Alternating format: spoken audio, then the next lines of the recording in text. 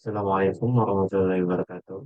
Perkenalkan, saya Septia Elino dari kelas C dengan NIM B112309. Di sini saya akan menjelaskan tentang materi WTO, yaitu World Trade Organization. Baik, yang pertama, Organisasi Perdagangan Dunia atau WTO. WTO adalah organisasi internasional yang mengatur perdagangan antar negara.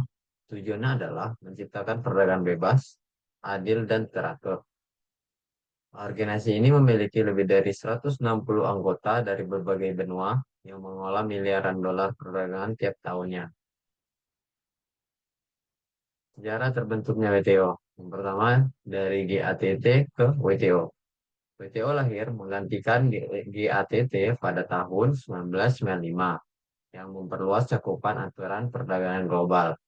Yang kedua, peran negara dan tokoh seperti Amerika, Uni Eropa, dan Jepang berperan penting dalam pendirian WTO. Yang ketiga, tonggak sejarah. Peluncuran resmi WTO dan pembukaan ruang negosiasi perdagangan global baru.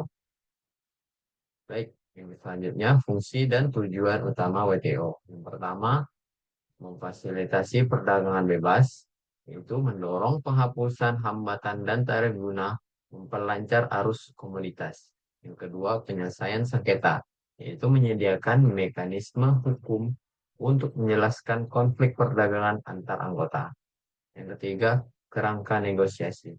Menyusun dan mengatur perjanjian perdagangan yang mengikat. Selanjutnya, prinsip-prinsip dasar WTO. Yang pertama, non-diskriminasi atau most favored nation. Yang kedua, national treatment. Selanjutnya, liberalisasi perdagangan, yaitu mengurangi tarif dan meminimal hambatan dan tarif. Tiga, transparansi kewajiban notifikasi dan publikasi pengaturan peraturan perdagangan. Selanjutnya adalah struktur organisasi WTO. Yang pertama, konferensi tingkat pertama, yaitu badan pengambil keputusan tertinggi WTO yang bertemu setiap 2 tahun. Yang kedua, Dewan Umum memastikan operasional dan implementasi kebijakan sehari-hari. Yang ketiga, Sekretariat WTO dipimpin oleh Direktur Jenderal yang mengolah administrasi dan dukungan teknis.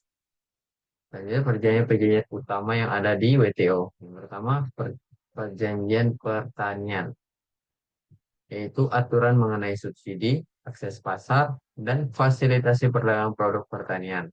Kedua, perjanjian tekstil dan pakaian, menghapus kuota dan membebaskan perdagangan produk tekstil secara bertahap. Yang ketiga, perjanjian TRIPS,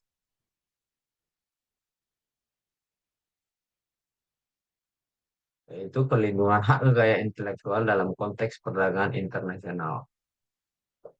Selanjutnya, manfaat keanggotaan WTO. Yang pertama, dapat akses pasar luas, mempermudah eksportir memasuki pasar global, dan aturan yang konsisten. Yang kedua, peningkatan investasi seperti mendorong masuknya investasi asing langsung yang stabil dan berkelanjutan. Selanjutnya, penyelesaian sengketa. Prosedur hukum yang efektif untuk konflik perdagangan antar negara. Selanjutnya, kritik terhadap WTO. Yang pertama, dampak pada negara berkembang, seperti kekhawatiran ketidakadilan dan dominasi negara maju dalam negosiasi. Yang kedua, isu lingkungan dan sosial, yaitu kritik atas kurangnya perlindungan terhadap lingkungan dan kesejahteraan sosial. Yang ketiga, keterbatasan transparansi, tudingan proses pengambilan keputusan yang kurang terbuka dan akuntabel. Baik, selanjutnya tantangan WTO di masa depan. Yang pertama, proteksionisme meningkat, ya, seperti fenomena perang dagang yang mempersulit integrasi pasar global. Yang kedua, reformasi sistem sengketa, yaitu perlu peningkatan efisien dan kredibilitas lembaga penyelesaian sengketa.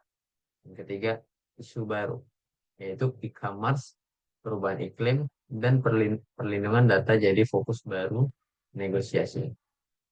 Baik, Kesimpulan yang pertama, peran WTO adalah mengatur perdagangan dunia dengan prinsip adil dan transparan. Yang kedua, prospek masa depan.